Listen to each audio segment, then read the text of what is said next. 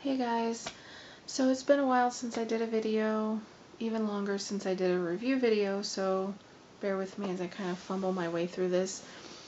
Tonight I am here to talk about the book 50 Shades of Grey by E.L. James. I pretty much think at this point everybody has heard of this book, but in case you haven't and you don't know what it's about, it is an adult book, about as far away from YA as you could possibly get. It is about a man by the name of Christian Grey, who is 27 years old and the CEO of his own multi-billion-dollar corporation, and he is very into bondage. He meets this girl named Anastasia who is 21, and she meets him because she shows up to do an interview for the college newspaper in place of her friend who's sick. And the two of them enter into this very complicated relationship. Now, a while back, some of you might remember that I did a video about a book called Poughkeepsie by Deborah Anastasia, and I absolutely loved that book. It ended up being one of my all-time favorite books. And Poughkeepsie and 50 Shades of Grey actually have something in common in that they both started off as Twilight fan fiction. Now, with Poughkeepsie, with the exception of the physical description of the main character of Blake, Poughkeepsie ended up really bearing absolutely no resemblance to Twilight in the end. But with 50 Shades of Grey, within about 5 minutes of starting that book, you can definitely see that it was very heavily influenced by Twilight. Everything from the physical description of the characters to where they live in Seattle, some of the side characters, some of the situations they get into, even some of the dialogue is like really close to Twilight. Now, I have a lot of things to say about this book. If I keep looking down, it's because I made notes. Yeah. I thought I would start off by talking about some of the things that bugged me about this book.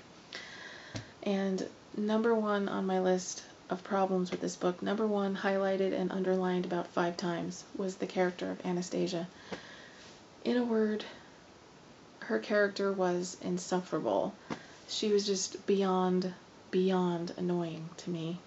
I feel, I take solace in the fact that a lot of people who've read this book had the same reaction to her character as I did, so I know I'm not alone.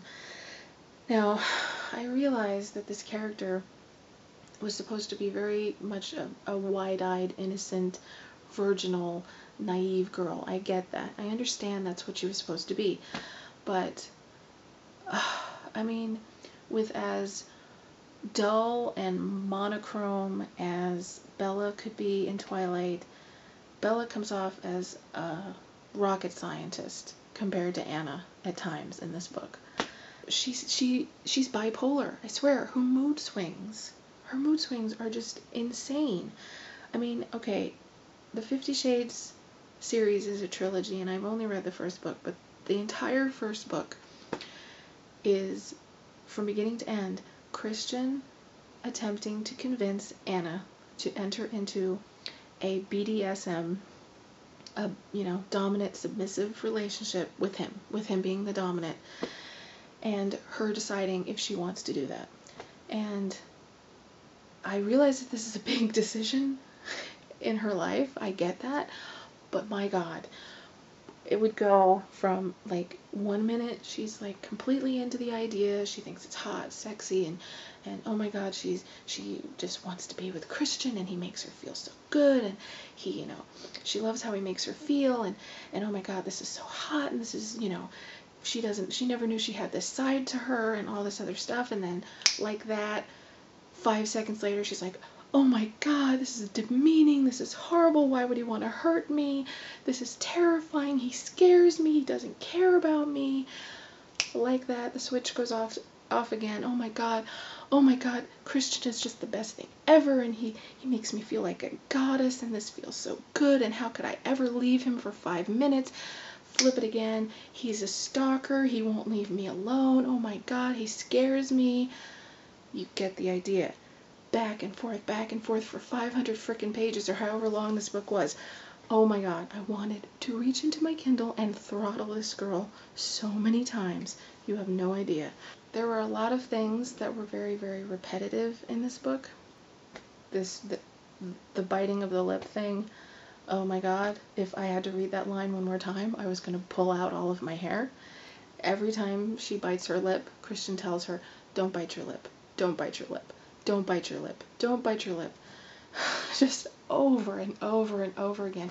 I got it after like the first 3 or 4 times. Yes, he finds it sexy. It drives him crazy when she bites her lip. He wants to bite her lip for her. Yes, we get it. You don't need to say it 50 more times. Anyway, having said all that, you probably think I absolutely hated this book, and surprisingly enough, I didn't. I actually ended up really enjoying this book. And I know you're sitting there and you're thinking, what the hell? Okay, let me explain. I just could not stop reading this book. I described it to my best friend as sort of like, you know, you see a really, really bad car accident, and you know you shouldn't look at it, but you just can't help yourself. That sounds terrible, but I can't think of a better way to describe it. It's just like, I knew most of the stuff that I was reading, some of the stuff anyway, was like irritating, and it was driving me crazy, and as much as I wanted to pummel Anastasia, like, the more and more I read the book, the more I wanted to, like, strangle her. I just couldn't stop reading. I couldn't. It grabbed me, and it didn't let go, for lack of a better term. Yeah, so it was like, definitely it was obsessively readable for me. And I have to say, you know, the biggest thing that the main thing that I liked about the book was actually the character of Christian. I mean, I will admit, I definitely am a sucker for the tortured hero character, and you really don't get much more tortured than Christian. I'm not going to get into the whole, like, his past or anything like that, because I'm trying to keep, like, the spoilers to a minimum in this video, but yeah, he's very, with all of the problems that I had with the book and the issues that I had with, like, the storytelling and, you know, the plot, his character was actually very interesting and developed, and you feel sympathy for his character, and maybe that's the reason why Anastasia bugged me so much, is because I didn't like the way she treated him. She acted like she was the victim and that he was hurting her and all of this stuff, but basically, with few exceptions, she was hurting him. She was, like, continually getting his hopes up that she was gonna, like, finally give in and agree to be in this relationship with him, and then she would pull back and change her mind. And, like I said, the mood swings, my god. He was fucked up to begin with, pardon my French. He was fucked up to begin with. Meeting her, he only became more fucked up. Trust me on that. And even though I had major problems with the book, I ended up really enjoying it overall, and I am going to read the second book. Yeah, so, man, this book, like, really just messed with my head. Seriously. I will say, I don't have a problem with sex scenes in books. I mean, hell, one of my favorite authors is J.R. Ward, who writes the Black Dagger Brotherhood series, and if you've read any of those books, you know that I must not have a problem with sex scenes in books, but some of them were really well done. Some of them came off as kind of silly, especially the early ones, because basically because Anna just, the whole book is told through her perspective, which I think would have been better if you got a little bit of a glimpse into Christian's mindset. It would have been better if the POV switched from time to time. But her character was just such a bobblehead. Yeah. And for those of you who are wondering about the whole, like, BDSM thing, it's very, very, very watered down.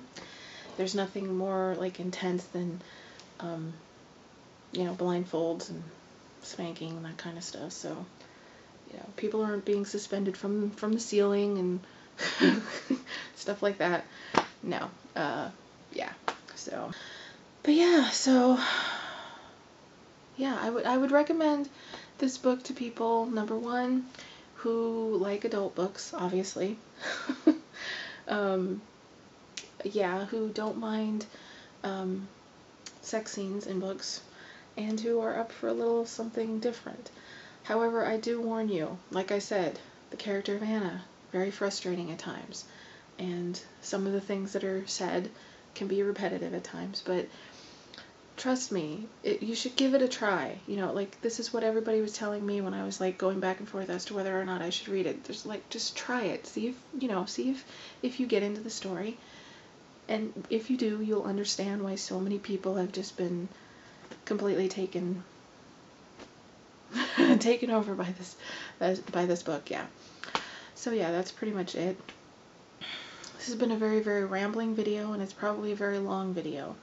But anyway, give me your thoughts, ask me questions.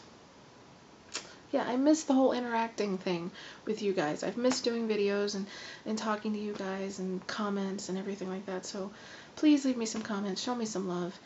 And sorry this was so long and rambling, but yeah. Hopefully you got my, main gist of what I was saying about this book. And it's really late and I should shut up. So I'll talk to you guys later. And as always, happy reading, guys.